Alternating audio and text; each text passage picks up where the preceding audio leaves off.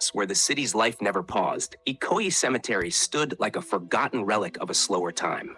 By day, it was a haven of uneasy silence, a place where mourners whispered to the dead and the living avoided lingering too long. But by night, it carried an eerie weight, as though the air itself remembered every unspeakable act committed on its soil. People whispered of shadows that danced on their own and of voices calling out to no one in particular. The brave called it superstition, the wise stayed away. Nkem hadn't set foot in Lagos for 20 years. His departure had been swift and absolute, leaving behind the slums of Ajegunle with nothing but a battered suitcase and a fierce determination to build a life that was truly his own. In America, he had found success, wealth, comfort, and a sense of freedom that many from his past could only dream of. Yet no matter how far he went or how high he climbed, his roots refused to release their grip. He still woke at night, heart pounding, the voices of his childhood friends echoing in his mind. When the letter arrived, it was unexpected, a relic from a past he had tried to bury.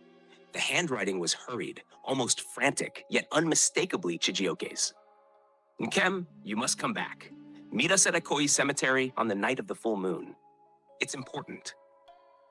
He read the words over and over, his chest tightening with a feeling he couldn't name. There was no explanation, no details, only an urgency that gnawed at him. Against his better judgment, he packed his bags and boarded the next flight to Lagos.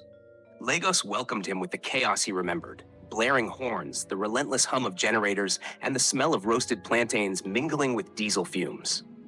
Yet, as he neared the gates of Ikoyi Cemetery that night, the city's noise seemed to recede into the background.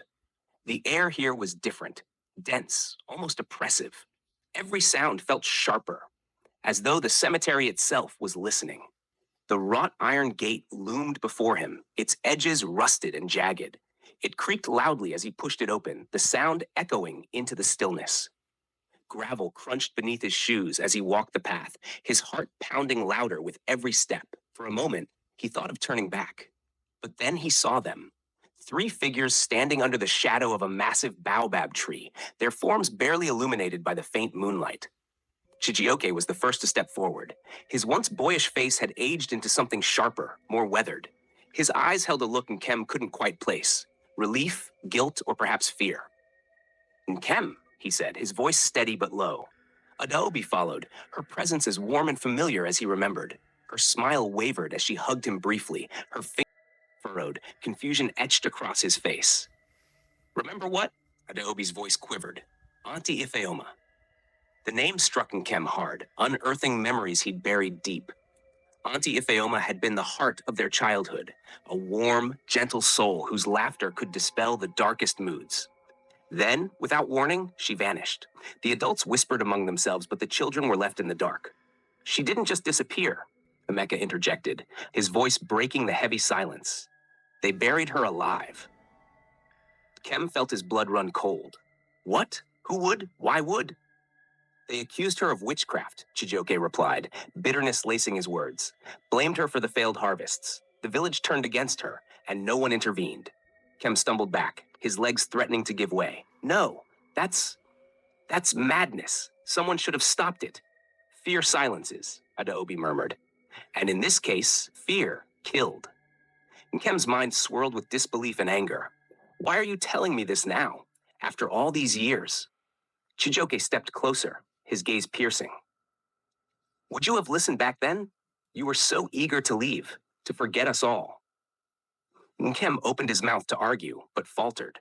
Chijioke was right. He'd been consumed with escaping his past, neglecting those he'd left behind. "We brought you here tonight because she hasn't found peace," Emeka said softly.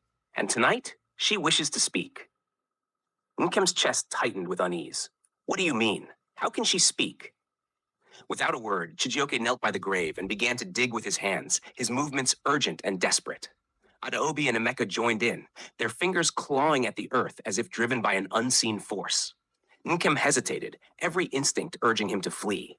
Yet, something deeper compelled him to stay. He dropped to his knees and started digging.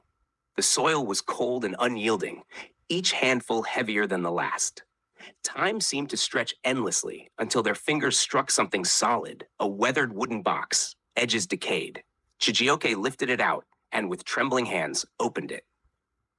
Inside lay remnants of a bygone life, beaded bracelets, a small clay pot, and a bundle of letters tied with a frayed ribbon. Adaobi reached for the letters, her hands shaking, but before she could touch them, a sudden chill enveloped the cemetery. The air turned icy as a gust of wind swirled around them, rustling leaves and stirring the branches of the baobab tree. Nkem's breath caught, goosebumps rising on his skin. Then, emerging from the shadows and dirt in a restless frenzy, circling them like an unseen force closing in. The ancient baobab groaned, its branches creaking and bending as though protesting the disturbance. Nikem froze, his breath caught mid-draw, the hairs on his arms rising as an unshakable dread crawled down his spine. And then, he saw her. She emerged slowly, her form flickering like a flame on the verge of extinguishing, half there and half not. Auntie Ifeoma, or the remnants of who she had been. Her features were unchanged, as familiar as a long-lost song, but her eyes carried a sorrow so deep and profound that Nkem felt its weight settle in his chest, crushing the breath from his lungs. Nkem, she said, her voice soft, almost like the wind itself, yet it resonated everywhere, filling the cemetery. Nkem's throat tightened, and he struggled to form words. They stuck somewhere between his heart and lips, caught in the knot of guilt and grief swelling inside him. Auntie Ifeoma, his voice broke. I'm so sorry.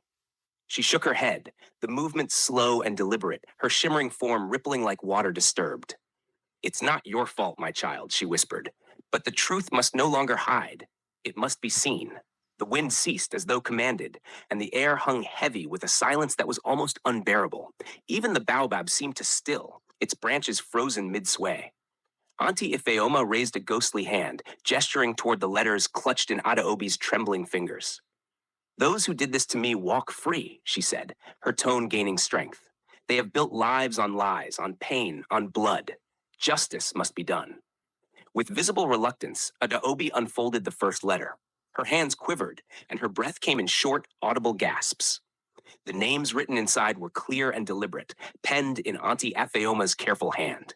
Nkem's stomach twisted as he recognized them. Prominent names, figures of power and influence, faces that loomed large in their community. They must answer for what they've done, Auntie Afeoma said, her voice carrying an edge of both plea and command. Only then can I rest. Her words seemed to summon the ground itself. It began to tremble beneath them, a low, steady vibration that made the earth feel alive. The shadows around them shifted, and from the darkness, others emerged. Pale, translucent figures, dozens of them, each one bearing their own story of anguish. Their eyes were hollow, yet their presence was suffused with a potent mix of sorrow and rage. Nkem's chest tightened as the spirits encircled them, their silent demands for justice pressing heavily on his shoulders. His breath quickened, his pulse roaring in his ears like distant thunder. Yet despite the primal urge to run, he couldn't look away. The spirit's pain was raw, searing, and undeniable. Their need for resolution was a force he couldn't ignore. He swallowed hard, his voice trembling but resolute. We'll make it right, he said, each word a vow etched in stone. I swear it. At his words, Auntie Afeoma's expression softened. Her lips curved into a faint, melancholy smile, her face momentarily illuminated by a flicker of peace. Thank you, Nkem, she said quietly. You've come back to where you belong. Slowly, her form began to fade, her outline dissolving like mist under the morning sun. One by one, the other spirits followed, their anguish lessening with each moment until the cemetery was left in stillness. The oppressive air lightened, as though the ground itself sighed in relief. The four friends stood there in silence, the weight of what they had witnessed and what they now carried sinking in. Nkem clenched the letters tightly in his hand, the names written within burning like a brand against his palm. They knew what lay ahead. Unearthing this truth would be no easy task. The revelations would rip through their community like a wildfire, consuming lies and exposing the rot beneath. The danger was real, but it was a path they couldn't turn away from. As dawn painted the horizon in streaks of orange and gold, Nkem felt something stir within him. Purpose. It burned steady and strong, cutting through the fear and guilt he'd carried for so long. He had returned home, not just to face the ghosts of his past, but to give them the justice they had been denied.